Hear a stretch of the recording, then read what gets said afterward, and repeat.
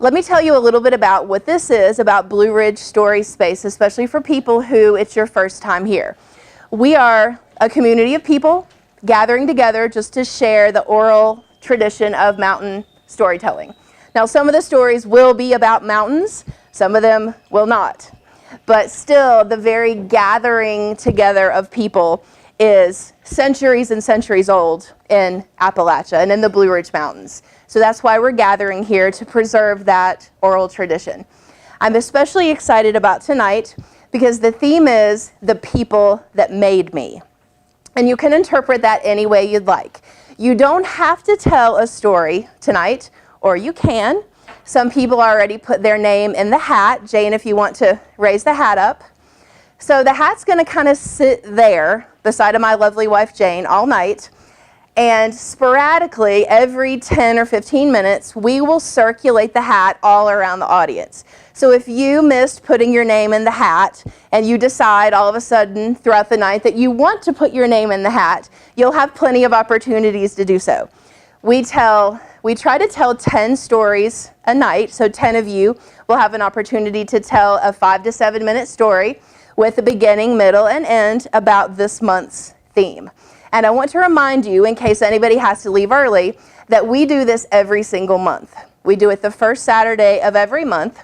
So today is August the 4th. Next month will be September. And we'll actually do it Labor Day weekend. That's September the 1st, I believe, right? And I'll go ahead and tell you the theme, again, in case anybody needs to jet out early. The theme is going to be crime and punishments. So interpret that any way you'd like. You can already start thinking of stories. But for tonight, don't tell a story about crime and punishment quite yet. Tonight, tell a story about the people that made me. And I'll tell you a little more about how things go. Because we believe in equity of voice here, we want to make sure that everybody has an opportunity who wants to tell a story, at least 10 people, to get up, stand up, and tell their full story. We put a time limit on the stories. So we try to say between 5 and 7 minutes. So at the 5-minute mark, this is what will happen. The lovely Beth Ford will shake one maraca. And if you hear that, it doesn't mean you have to automatically stop. Still finish your story. It's just kind of a heads up that you're at the 5-minute mark. If you get to 7 minutes, and that's the time limit, you'll hear this, again by Beth Ford. The double maracas. Again, it doesn't mean you have to stop where you are. We want you to finish your story. It's just for you to be cognizant that your time is up, so finish as quickly as possible. At 6:15, we've done this the past two story spaces, and it's worked out just wonderfully. It gives people a time to have a break, to get more popcorn, wine, beer, etc. We do take a 5-minute break at 6:15. So just a heads up that that will happen between 6:15 and 6:20. So without any further ado, and I have one more thing. Usually Citizens comes to film us tonight. They are not physically here, but they have sent a camera. So we are lucky enough to be broadcast throughout Newcastle, an area next to Wytheville, it's Fort Chiswell, and then in the Floyd area. We're broadcast a few times a month. They put together an excellent production. If you want to be videoed, Jane over there has the sign-in sheet, and we'll just mic you up, and you can be videoed. You don't have to be videoed. We are perfectly okay with you saying, no, I don't want to do that. That's absolutely fine. But this is a safe place. We're so glad you're here. And without any further ado, I'm going to draw the first name.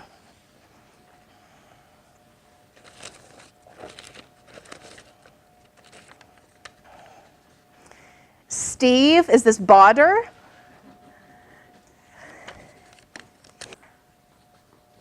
Hi, everyone. My name is Steve Bauder. I'm from Blairstown, New Jersey. You know, it would be obvious for me to sit here and tell you it was my parents that made me, which they did. A little background. My father was a veteran of World War II, the tail end of it. And my mother also was a veteran stateside in the United States Army. And one of the things, the theme of growing up with my folks was My father was a corporal, I think, by the time he was discharged. My mother a sergeant. So my brother and I, as kids, always kind of joked about that, of who was in charge and who was of the higher rank. But interestingly enough, my father would talk about being in Germany, France, Luxembourg, the Ardennes Forest, and he would pray every night that he never had to use his weapon. And at that time, you know, growing up in the 60s, the conversations throughout the neighborhood kids was your father in the Army, Navy, Marines, Air Force? And did he kill anybody? And, you know, as kids in that era, that was kind of like the thing, to know that we all grew up with veterans in that war. But it struck me, my father, that he wanted no part of that. That was not what he was about. My mother, in retrospect, was a real progressive, liberal-minded person. My father not. And it worked. It worked as a family. So their influence, politically, morally, ethically, was tremendous. It was absolutely tremendous. And what I remember was they both had a lot of compassion. They both wanted to give back to the community. And I'm going to tie this in here, by the way, to mountains, even though I'm from New Jersey.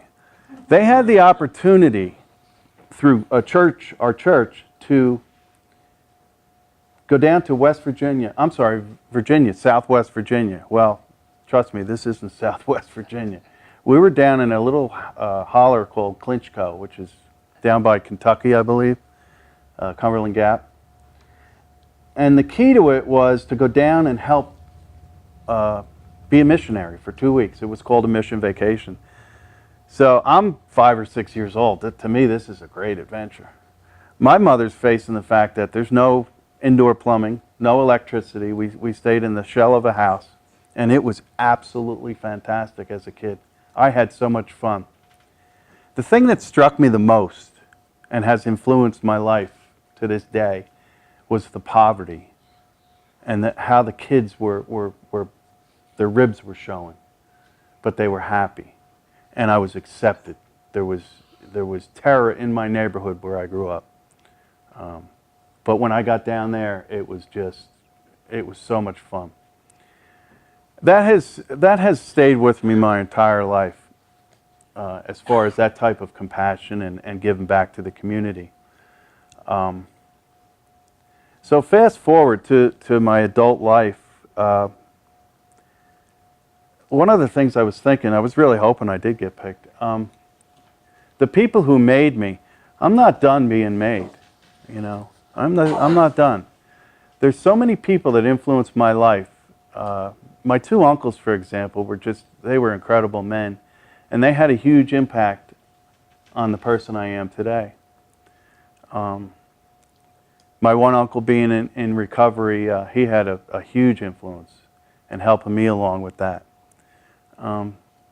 The people in my fellowship on a daily basis that I stay in touch with mold me.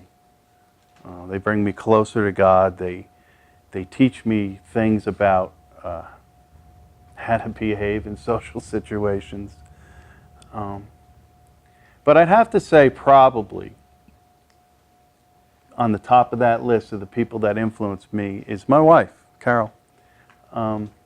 Because I'm with her, I've been with her for 35 years. And the influence she has on me is incredible. She's very kind, she's very compassionate, she's very intelligent, not to mention she's drop-dead gorgeous.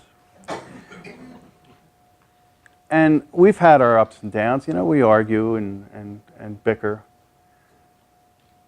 But when we're both in the same space to discuss issues we have, it's very gentle. And I've come to learn that I need to listen, you know, because if I stop listening to the people that have made me, I'm kind of done. You know, The journey is really what it's all about. So with that influence of that mission vacation, I convinced my wife to take a fresh air fund kid in from, she was from Brooklyn, I think. And that experience was interesting. It wasn't quite like what I had experienced, I don't think. But it made an impact, you know. We took two exchange students in. That was somewhat of a disaster. But it has set up both of my daughters to understand that we need to give back to the community. It's crucial to the civilization, as far as I'm concerned. And then the fellowship I'm involved with, it's a continuum. I'm constantly working with others. And I get a lot of, hey, thanks a lot, I appreciate your help, and this is great. And I'm saying it to them. No, I said, thank you for the opportunity to be of service. Thank you.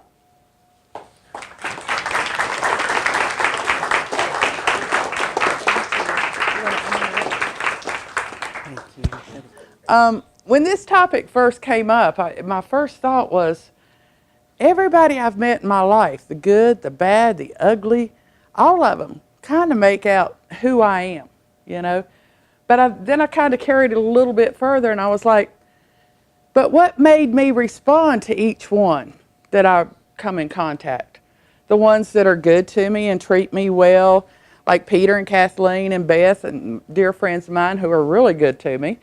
Others that are mean me harm. You know, I have one ex-husband that would love nothing better than for me to quit breathing, you know.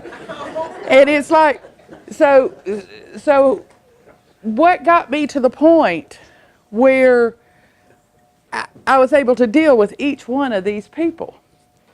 And I knew the people that made me. It started with Henrietta Yates Childress. She was living in a little small cabin in the section of Mayberry, which is right in Bethesda. It's, if anybody knows Mayberry Trading Post and the Rock Church there, about a mile back through the woods, up on the hill behind the Gene Barnard farm, Hurricane Ridge, is where my family was born and raised. So Henrietta lived there. She was a very small, frail woman. They think she had basically asthma or some kind of breathing condition. She was born in the mid-1800s. And she had 2 children out of wedlock. One was a Boyd and one was a Spangler. And yeah, see, y'all know. Y'all know where this is going. But even though nowadays that's no big deal to have the children, we're talking the 1800s. Well, Granny Etta, as we called her, and we didn't call her Henrietta, Granny Etta never thought anything about it. Life was what it was. She had 2 children, and she had to provide for them children, and so she did exactly that. She worked her farm. She had a little piece of land that her parents had gave her, and she raised her 2 children, and she worked in the community. She was a very giving woman. She'd go down to Mayberry and listen to Mayberry Trading Post and find out, okay, who needs what's going on, and she would help.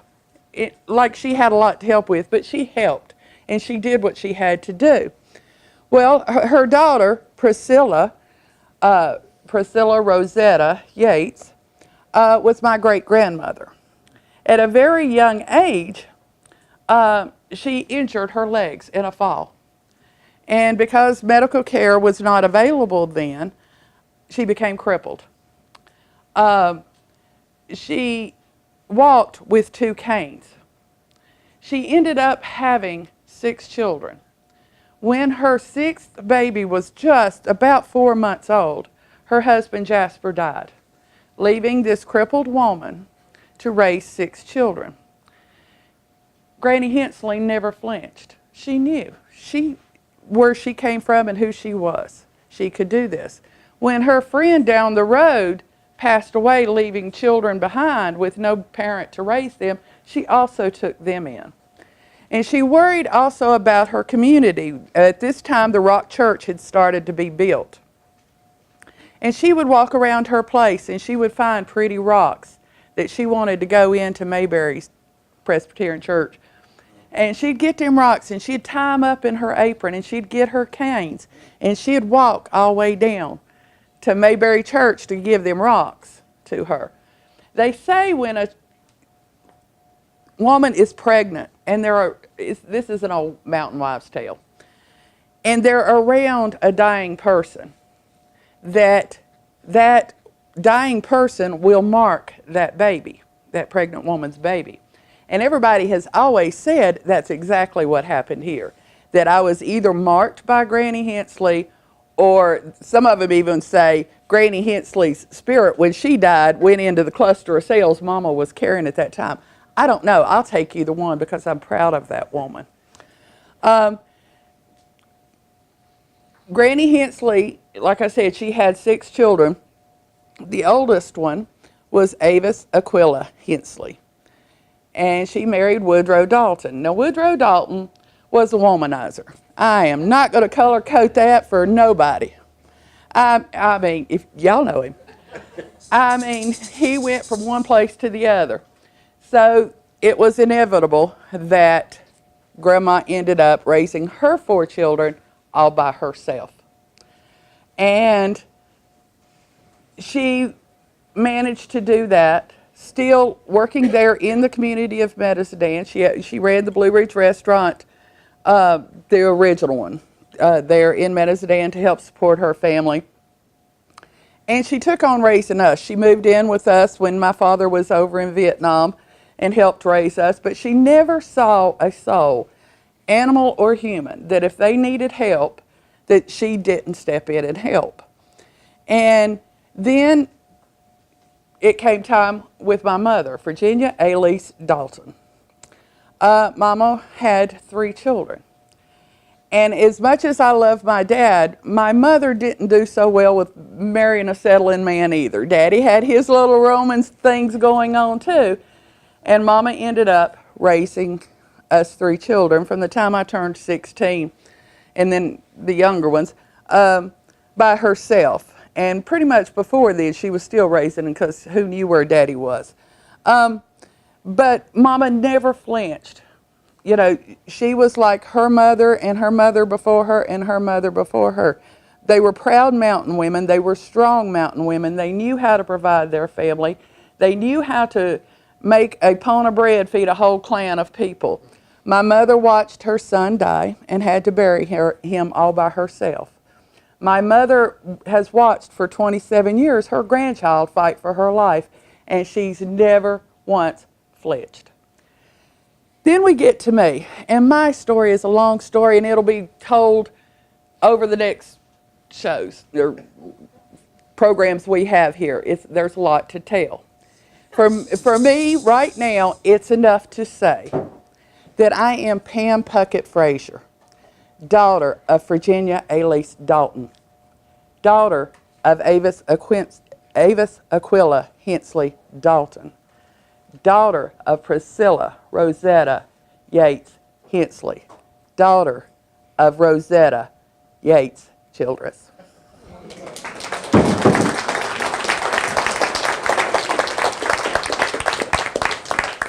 I didn't necessarily intend on telling a story, but through peer pressure I did, and I might be a little bit off today because I've been inhaling gas fumes all day. So if the subject was hobbies that I don't know why I do it, I've got a really good story for that, definitely. But so I'm originally from Arizona. I came from a family of 5, a Mormon family in Phoenix, and my mom was a car salesman, and my dad was a country singer. So my dad there is a song there. Yeah. At 4 years old, my dad decided he was going to leave my mom to go pursue his country career with his high school sweetheart, and they formed a band by the name of Rojo and Sapphire. So I didn't see him a whole lot. Never did growing up, but the times I did, believe me, there was always a a good story, and I definitely learned a lot. I don't know if it's necessarily that I want to be like my dad. I'm pretty sure I don't, but I learned a lot. So I'm just going to talk about one specific story that I find somewhat entertaining, and I hope everyone here does. My dad showed up one day in his van. He had a maroon and silver van that had Rojo and Sapphire across the side of it. And on the inside, I remember, because it had the captain's chair and the little ceiling fans with the yellow blades on them that blew on you, and of course the big 8-track player. And he stops by and he picks us up on a Saturday, and we're going to go to his new home. And I hadn't been there. I have no idea where this is. And I don't know if anyone's familiar with Casa Grande. That's how white people say it in Arizona, but it's Casa Grande, Arizona. But if you've ever seen movies or paintings or cartoons of what the desert looks like, and there's, you know, cactus and tumbleweeds rolling through there and nothing else, maybe a buzzard and a cow skull if you're lucky, that's Casa Grande. In fact, he was about a quarter of a mile away from a big national monument that was ruins, some Native American ruins there. It was pretty interesting. So we pull up to his property, and it's really his property because I'm not sure that he owned the property that he lived on. I'm pretty sure he was just squatting. And there was a trailer there, and it was a decent trailer. And to the side, there was a backhoe, a big backhoe. And as a kid, I was pretty excited about this backhoe. I'd never seen one before, and it sounded like fun. But the reason that he got the backhoe, and I don't know whose backhoe it was, I have no idea, but was because the country music wasn't paying the bills, surprisingly enough. So he was digging septic tanks for people around there. So he had this backhoe that he didn't have a trailer or anything, so he was just digging septic tanks as far as he could drive the backhoe, which limited his clientele. So we pull up, and he's got 2 driveways with these long dog runs, and again, it's desert. There's nothing there, except in the front of his house, there's this patch of green grass, and it's a circle, and there's a goat chained up to this thing in the ground, in this patch of grass, walking around eating the grass. And so again, we're excited. We're kids, and we go there. Hey, what's the goat? What's the goat? My dad's like, well, that goat's name is Lunch, and we're like, Lunch? That doesn't make sense. So. After meeting Lunch, we walk around, and I notice there's this big ditch like that he had dug with the backhoe, and there's numerous things laying in there, including a couple of coyotes that he had shot.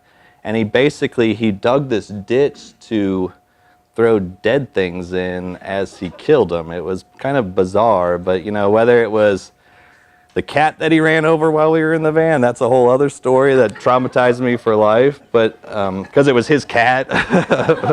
And he threw it out the window, and I don't know, it was terrible. But so we go there, we meet Lunch and everything, and it was all good. And we walk inside the house, and he has a side-by-side refrigerator freezer in the trailer, and I open up the freezer at some point throughout the night. It's not like I just walked in and started rummaging through things, but we open up the freezer, and it's stacked about half full with rattlesnakes, frozen up, coiled up rattlesnakes. And I was like, Dad, why do you have all these rattlesnakes in the freezer? He's like, well, son, I'm going to make some boots with them someday. That was his whole plan. He's going to kill all these rattlesnakes around Casa Grande and make boots. So we left, went back home, and a month or 2 later, we come back, and Lunch isn't in the front yard. So we're like, where's Lunch? Everyone's a little bit nervous. We don't see Lunch. He parks the van, and as we're walking around, he's in the ditch. He didn't even bury Lunch's head. It was sticking out with the horns for his children to see. And I don't know if we had goat that night or not, but there was less room in his freezer for rattlesnakes after that. And that's my story. I hope I didn't bum everyone out.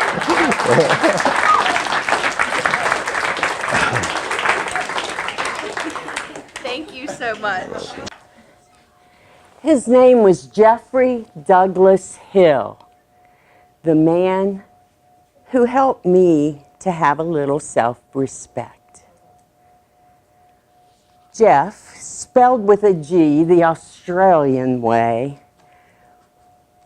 was quite the fella. The first time I met him, I was in a pub in a rural hotel, as they call them in Australia, with a group of Rotaract people. Well, Rotaracts are Rotarians' children who meet. And I was a Rotary exchange student. So there I was in Perth, Western Australia, actually 30 miles up in the hills. And I was in this pub with these very nice people as we sipped our beer when the doors flung open. And there stood a man with long, beautiful blonde hair, cornflower blue eyes, and he just looked around the room, and then he saw me. And he walked over to me, and he said, "I'm giving you a ride home tonight." And I had vowed that year as an exchange student, I was 17 years old, that I would say yes to everything. I said, "Okay, what's your name?" And he said, "Jeff Hill. I'm Dr. Hill's son." And I said, "Oh, thank you, Jesus," because Dr. Hill was one of my Rotarian fathers, whom I loved very much, a gentleman. Then Jeff, who was very concise with his sentences, said, "Do you like cider?" I said, "I love cider." He said, "All right, come on, we're leaving now." So I follow him out. He had a cape on too. I want you to visualize that. I follow him out, and we drive and drive, and then he goes down this long driveway to a house, and we go inside, and there is his mother and father sitting at the kitchen table drinking sherry, and they look up and say, "Well, hi, Beth. Welcome. Have a seat." He gets the jug of cider down. Doug calls the people who are now my mother and father and says, "I think she'll be late tonight. This is Australia. You have to consider that." And that was my first experience with Jeff. When he drove me home, he said, "I'll pick you up Friday night for a masquerade ball." I said, "Okay," saying yes. So he arrives, and he has this long coat on. He's dressed as a flasher. So we stay about 2 minutes at the masquerade ball, and it's down in the city, down in Perth. And then we go to his flat. I said, yes. I was 17. So that was one experience. As it turned out, I moved into Jeff's parents' home. We stayed as exchange students a few months in each people's homes. I moved into his home. He had the flat. I was with his parents. And one time I was sitting out by their pool, and he came driving on his motorcycle, and he slowed down at the end of the drive and sort of snapped his finger, and the border collie, Bobby, jumped up on the back of the bike and rode with him, with his long blonde hair, up to the house. And he said, "Come on, hop on." I had my flip-flops on. I'd never really ridden a motorcycle, but I said, yes. So I hop on the back, and we go way miles, hours, out to this beautiful farm. And he said, "This is where I want to live someday." Well, Jeff and I wrote poetry to each other. I wrote bad poetry. He was quite good at it and was a musician also. He was about 3 years older, to put that into perspective. What he did to give me self-respect was he sat me down one time and he said, "Beth, you're so shy. You have never been open with me. He said, when you finally open up, you will make some man the happiest man on this planet. And he meant it. He meant when he said that. Well, years later, in fact, about 15, I get a package in the mail. I'm living in Vermont by that point, married, have a child. And I get this little package, and I open it up, and there's a little velveteen bag inside. I thought, this is odd, and it was from Australia. And I opened the letter, and it was from his mother. Jeffrey had been killed in a tractor accident at that farm where we had gone to. He had married, lovely, in fact, she's a well-known artist in Australia. And on that note, she said, Jeff always wanted to see the waterfalls at your wilderness, at the cabin in West Virginia where I grew up. And would you please sprinkle some of his ashes there? So I did. And I went out to the waterfall and I threw the ashes. Well, guess what, folks? They don't fly in the air, they drop. And I'm like, oh my God, Jeffrey, I've just thrown you here. What am I going to do? So I hop in and I'm like picking up ashes and flinging. I slipped and fell, and there I am laughing and crying in the middle of the waterfalls. Fast forward another dozen years or so, and I decided to go to a metaphysical workshop in Pocahontas County, West Virginia. I didn't know anybody. I decided at the last minute, hopped in the car and went down for the day. And the fellow leading it was a retired IRS fella. And he was teaching us, all about vibrations and auras and all kinds of wonderful things. And then he put us in a circle, and he walked around behind us, and he was trying to pick up if we had any guides, any spiritual beings around us. Well, he gets behind me, and he starts coughing. Oh, man, so much cigarette smoke. And I'm like, of course, my guide, is the wild guy, right? And then he said, oh, my goodness, this is a poet. A gentleman farmer. He died in a tractor accident. And I am zapped from the top of my head down to my feet. And I said, oh my goodness, it's Jeffrey. And do you know, Jeffrey's been with me ever since.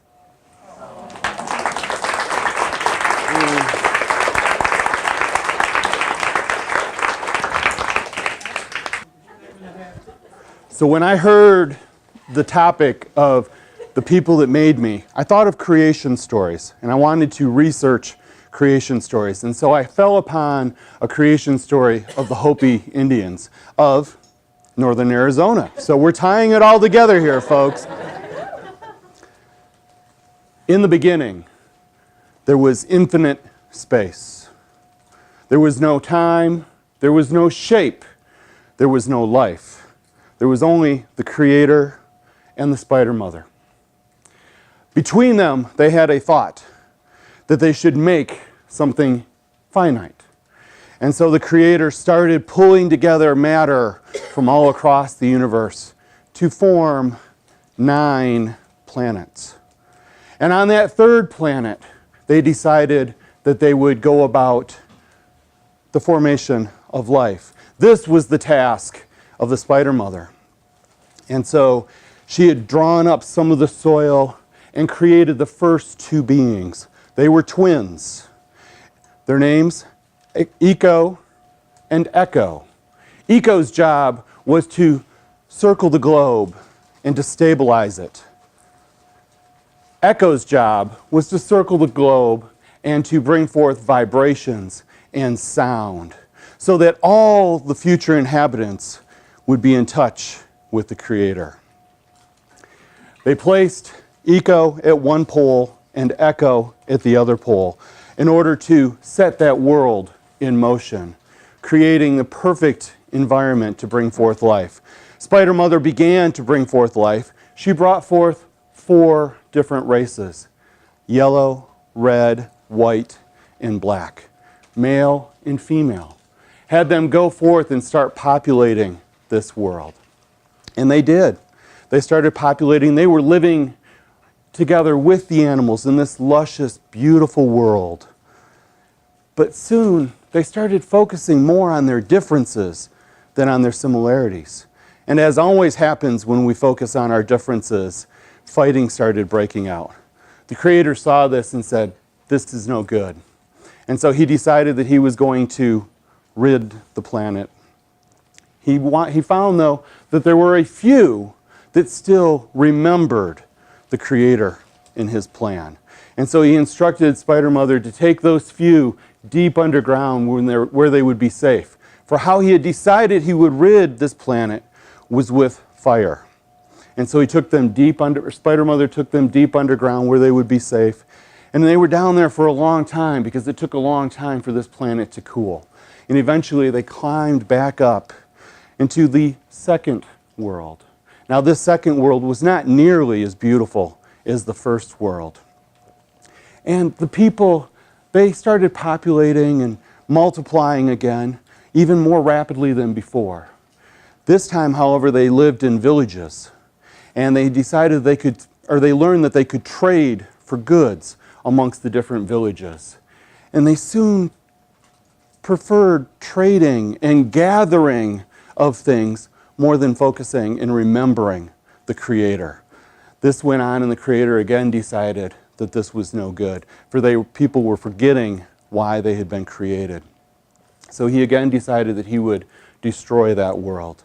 And how he did it this time is he had Echo and Echo, who had been positioned at the poles, to leave their spot. And as they did, the world started tipping and turning and coming out of its normal revolution. Mountains started sliding, water covered everything. And then, because it was out of its revolution, the planet turned to ice. But before this had happened, the Spider Mother had again taken the people down underground where they would be safe. Finally, Echo and Echo returned to their poles, and the world turned back into a normal revolution and began to thaw. And so for a second time, they came climbing up through and came into the third world. Now this world also was not nearly as beautiful as the first 2 worlds, but they again spread across the world, multiplying. This time, however, they started moving into cities, and those cities turned into nations. And they realized that they enjoyed this multiplication thing a whole lot. And they started following their earthly plan of sex and lust and multiplying. And again, the Creator decided this was no good. And so this time he decided that he would rid the world through a flood. But once more, there were those that remembered the Creator. And so the Creator instructed the Spider Mother to put those that remembered into hollow reeds so that they would float and be safe. She did that. She sealed them in with food, and the Creator flooded this world. As time went by, they were allowed to break out of the reed, and they saw off in the distance a small island. And they said to the Spider Mother, "Is this where we are to stay and begin multiplying again?" And the Spider Mother informed them, "No, you have a long, hard journey ahead of you." And so they crossed that island, and they continued going east. And as they crossed that island, they came to the other side, and they had to make reed boats and set back out to sea. And they sailed on. They saw another landmass, and again asked the same question. And again, the answer came back from the Spider Mother, "No, your journey is to be long and hard. You are to remember the Creator." And so as it went on, 3, 4 times they stopped until they finally ended on this large landmass to the east. Here the Creator came down and said, "Yes, this is where you are to stay. But I admonish you to remember why you're here." And so they crossed that land. And the Hopi people, they settled in between the Colorado River and the Rio Grande River, in what we now know as northern Arizona. Now this is a dry, arid place, not a lush, beautiful place, but the Hopi people, they know that they are there because they remember the hardships, and therefore they remember the Creator.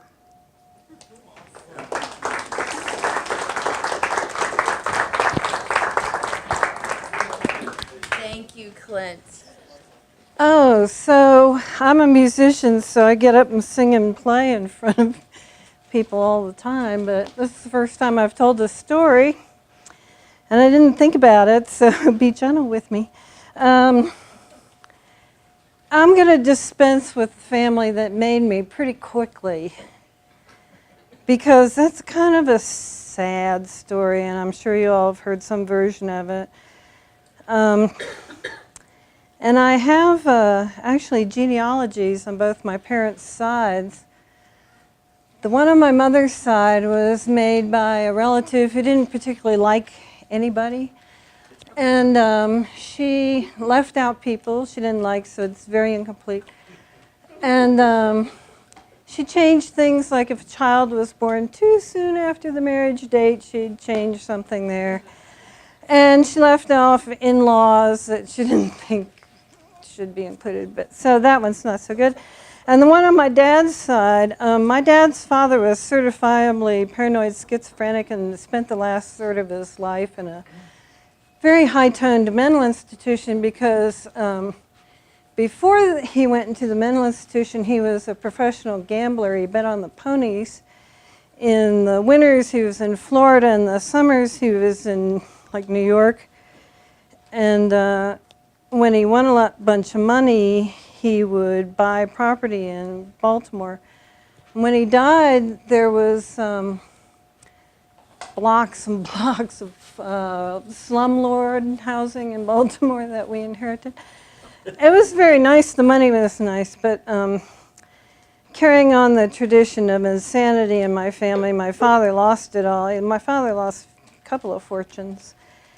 My mother is perhaps the most, if there's an ism, she's got it. Or she was a bigoted, misogynist, ageist, sexist, racist, person. So we will dispense with my family. There was never a good marriage, or so suffice it. And I was the kid who was visually impaired and looked really different, and so I got bullied all through school.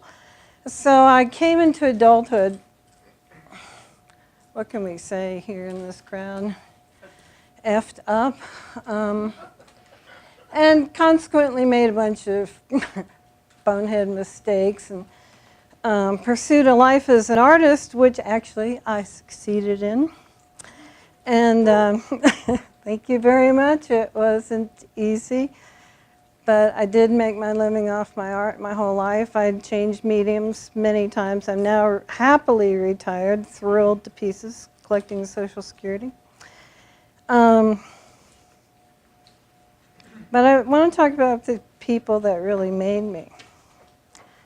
And there's at least one here tonight. I have to say it's the women of Floyd.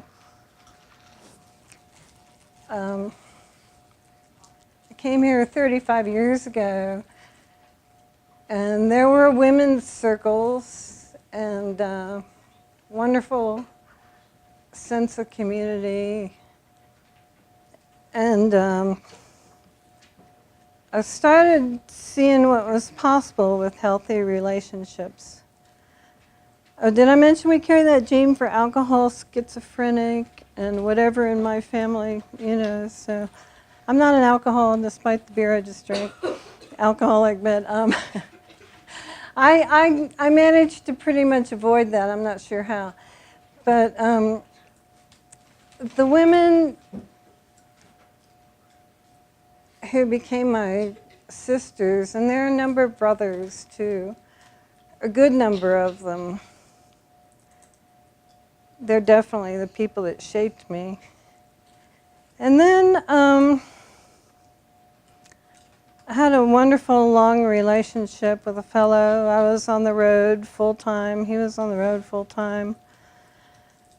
We spent a lot of time in Texas, a lot of time in Florida, a lot of time in Wisconsin, selling our artwork, both of us. And he was a guy who loved life, loved everything about life, was totally open and inquisitive about people. Because he was inquisitive and had a good mind, he was knowledgeable across a wide range of subjects. And he really introduced me to what's possible and how to really identify what it is you want and what it is that's going to be good for you. And he was killed in a car crash at age 45 after we'd been together for about 9 years. And then he started teaching me in another way. And then I had another boyfriend who was the same kind of person. I got a lot better at picking people. And I actually drew him a lot, because then I was into portraits. And he died too. And both of those people and my brothers and sisters and Floyd continued to teach me and shape me and show me what's possible.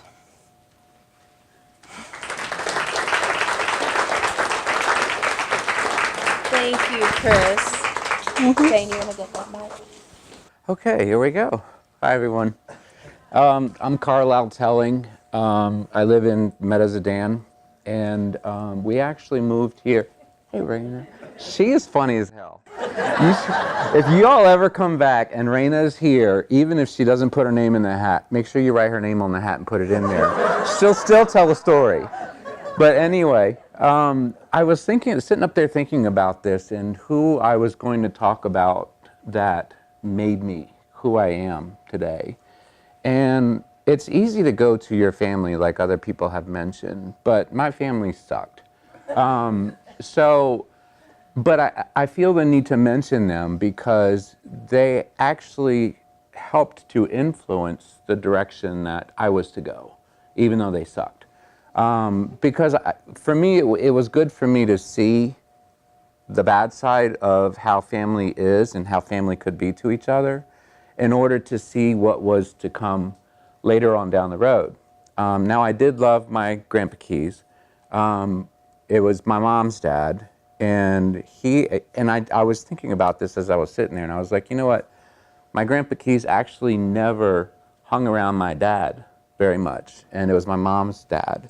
And I think I kind of understand now why he never did that. And my dad was a womanizer and screwed around with my mom, and he was abusive, and so that's all I'll say about that. But when my Grandpa Keys passed away, it was very difficult for me because I would go over to visit him. My mom would take me over on the weekends and drop me off, and we would go. He'd have this storm grate that was outside his apartment in Greenbelt, Maryland, and there were frogs that lived in the storm grate. And so I always looked forward to going over to my Grandpa Keys' house on the weekend to see the frogs in the storm grate.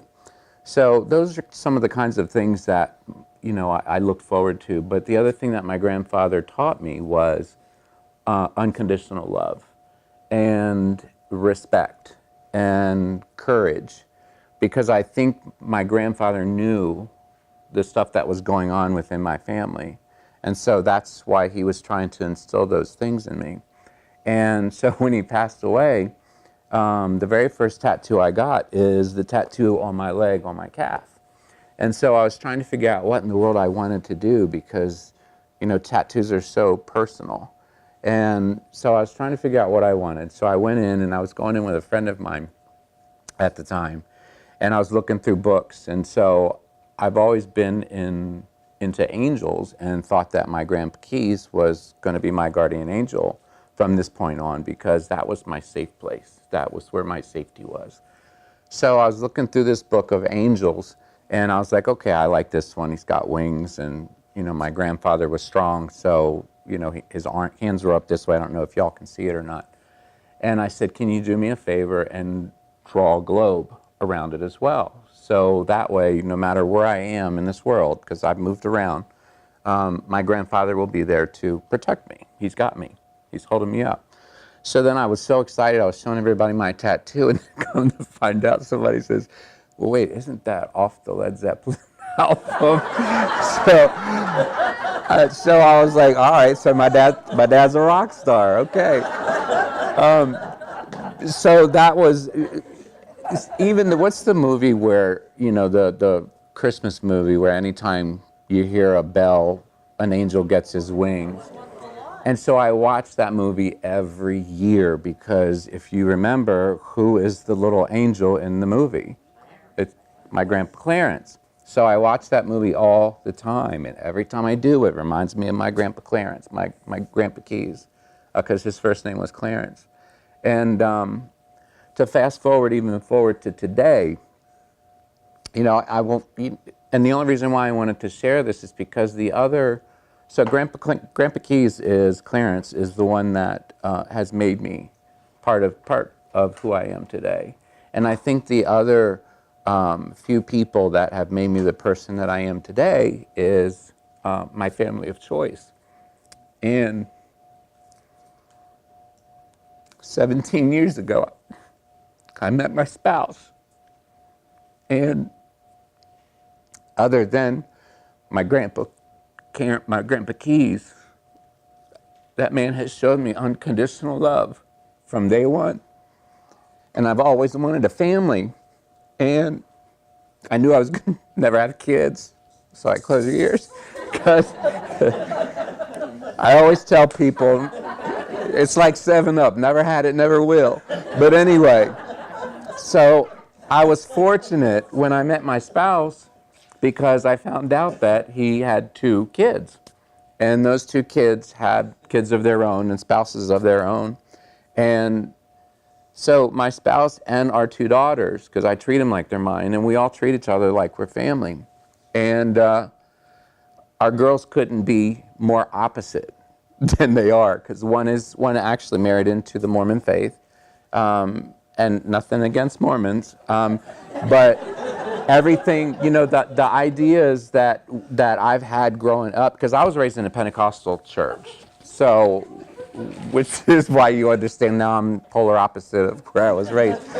But in the Pentecostal church, when we were growing up, we were always taught that Mormons were, anybody outside of the Pentecostal church was off the rocker. So when I found out that our daughter had married into a Mormon faith, I was like, oh God, here we go. But I'm telling you, things change, and people change, and community changes, and ideas change. And her and her family, and even her church, I don't know if they call it a fellowship, their ward has shown nothing but unconditional love for us when we've been there. Our older daughter is so not religious at all. We actually got into an argument one time driving home from vacation, and but she still teaches her kids, who our first grandkid just graduated from high school 2 months ago, and she still teaches them respect and unconditional love. So the people that have made me who I am today, the very constant thing that I've always seen is unconditional love. And I honestly see that in areas here in Floyd as well. I thought we were supposed to bring this to the mountains or whatever. But, I'm not in your face with being married to another man, or, we talk about everyday stuff. It's not, for me, it's not gay or straight or bi or whatever. I'm a human being. I live in a community. I pay taxes. I work to make a living, to build a beautiful home with my partner. So it's always unconditional love. And I it's that way. I feel that way here in Floyd, and I like it here. So.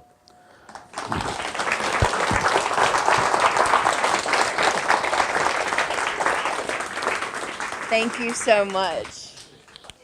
So this wraps us up, and I want to thank everybody so much for coming. I also want to remind you that we'll be back here next month, September the 1st, exactly the same time, 5:30 to 7 p.m. And the theme is, do you remember? Crime and punishment. Please feel free to stay, talk to your neighbors, build more community, and please continue to support the June Bug Center. They allow us to be here for absolutely free. So please buy popcorn, wine, beer, and thank you so much.